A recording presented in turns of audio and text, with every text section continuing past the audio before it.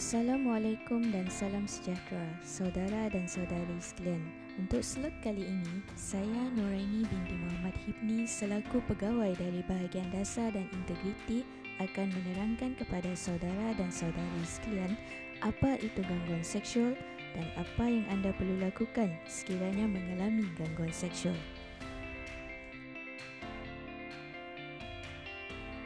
Slot ini bertujuan untuk menerangkan 4 topik, iaitu maksud gangguan seksual, bentuk-bentuk gangguan seksual, kategori individu yang disyaki dan mangsa yang terlibat, dan tindakan yang boleh diambil oleh seseorang yang mengalami gangguan seksual.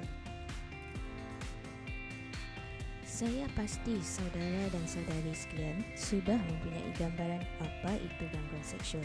Namun, seringkali terjadi mangsa gangguan seksual tidak sedar yang dia telah diganggu secara seksual kerana tidak tahu apa itu gangguan seksual.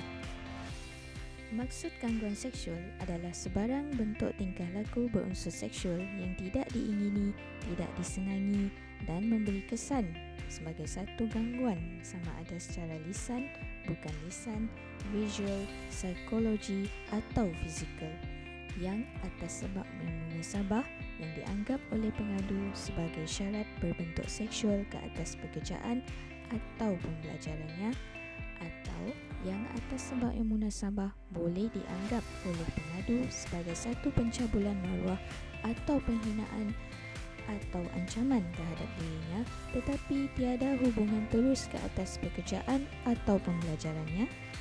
Dan gangguan seksual boleh berlaku sekali atau berulang kali. Berdasarkan definisi ini, jelas menyebut gangguan seksual itu wujud sekiranya pengadu beranggapan bahawa dirinya telah diganggu secara seksual, ianya bukan atas anggapan orang lain atau pihak ketiga. Contohnya, Aminah sedang berjalan bersama Jenny. Tiba-tiba, Aminah ditegur oleh seorang lelaki dengan siulan. Jenny berasa kurang senang dengan siulan tersebut, tetapi Aminah beranggapan siulan tersebut hanyalah gurauan. Dalam situasi ini, tiada gangguan seksual berlaku ke atas Aminah kerana mangsa tidak beranggapan bahawa dirinya diganggu secara seksual. Perbezaan pendapat mengenai bentuk-bentuk tingkah laku gangguan seksual seperti ini memang sering dibahaskan. Ini kerana gaya hidup dan cara pemikiran seseorang individu adalah berbeza-beza. Terdapat 5 bentuk gangguan seksual: gangguan secara lisan, gangguan secara isyarat atau bukan lisan, gangguan visual, gangguan psikologi, dan gangguan fizikal. Di antara contoh bentuk-bentuk gangguan seksual adalah terima panggilan berunsur seks, ditegur dengan kata-kata berunsur seks, didedah dengan perkataan atau bahan berunsur seks, dan dipaksa menerima jemputan sosial. Saudara dan saudari sekalian, beralih ke topik seterusnya, iaitu kategori individu yang disyaki atau IYD dan mangsa yang terlibat. Kebiasaannya, sering kita dengar mangsa adalah wanita dan pemangsa pula adalah lelaki. Tetapi sekarang, ianya boleh berlaku sebaliknya, di mana wanita juga mengganggu lelaki. Dan ianya juga boleh berlaku di antara kaum sejenis, iaitu lelaki dan lelaki dan wanita terhadap wanita. Jika dilihat secara spesifik untuk kes-kes yang berlaku di universiti, kita boleh kategorikan IYD dan mangsa yang terlibat berdasarkan status seseorang individu. Yang pertama, staf terhadap pelajar, contohnya pensyarah mengganggu pelajar. Yang kedua, staf terhadap staf, contohnya bos terhadap staf bawahan. Yang ketiga, pelajar terhadap pelajar, contohnya pelajar senior mengganggu pelajar junior. Yang keempat, pelajar terhadap staf, contohnya pelajar mengganggu kerani di kantor pejabat. Dan yang terakhir, orang awam yang berada di kampus universiti mengganggu staf atau pelajar, contohnya kontraktor mengganggu staf yang sedang berurusan dengannya. Saudara dan saudari sekalian, kita beralih ke topik yang paling penting, iaitu tindakan yang boleh diambil oleh seseorang yang mengalami gangguan seksual. Berdasarkan tata cara melapor gangguan seksual di UNIMAS, ada 3 tindakan yang perlu diambil oleh seseorang yang mengalami gangguan seksual. Yang pertama adalah sekiranya anda mengalami atau percaya gangguan seksual telah berlaku ke atas anda, yang paling penting ialah anda hendaklah mengumpul bukti dengan membuat catatan atau merekod kejadian. Beberapa kaedah untuk mengumpul bukti adalah dengan menyediakan satu diari yang mempunyai butiran mengenai masa, tarikh dan lokasi kejadian, apa, kenapa dan bagaimana kejadian tersebut berlaku dan siapa yang boleh dijadikan sebagai saksi. Selain itu, jika anda ada menerima WhatsApp atau surat, pastikan anda simpan bukti tersebut. Ingin saya tekankan di sini, bukti adalah perkara yang paling penting.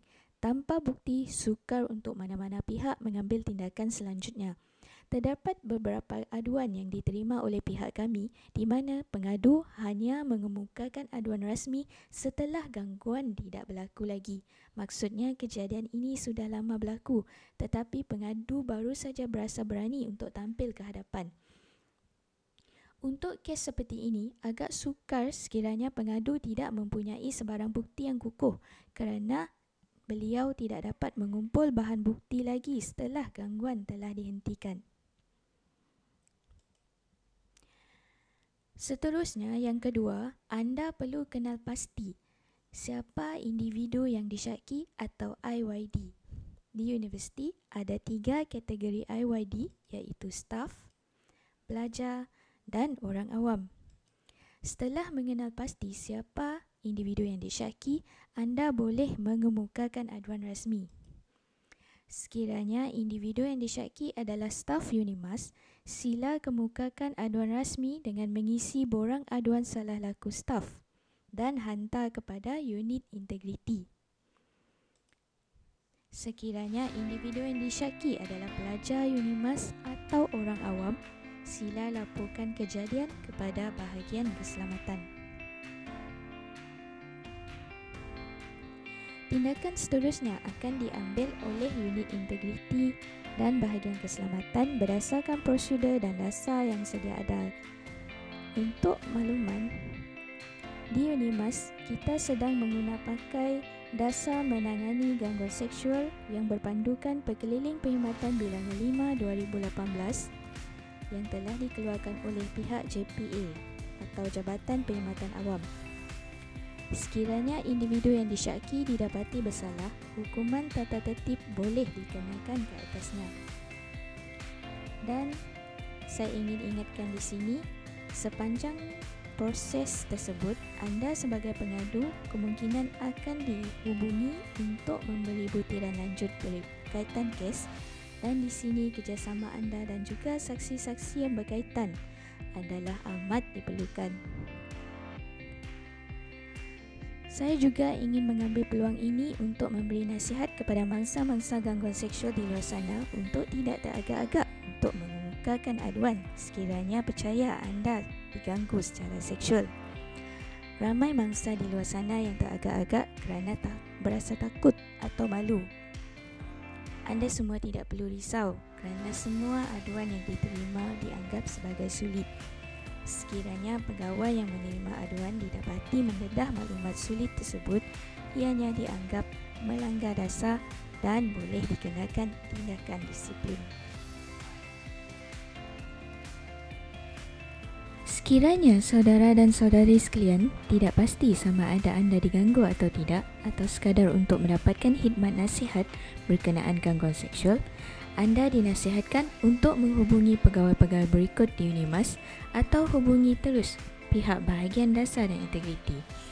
Akhir kata, bagi mengakhiri slot ini, saya berharap agar saudara dan saudari sekalian dapat memainkan peranan dan tanggungjawab sebagai warga UNIMAS dalam mewujudkan persekitaran bebas gangguan seksual dengan memberi sokongan kepada mangsa dan juga menghormati hak masing-masing sebagai individu.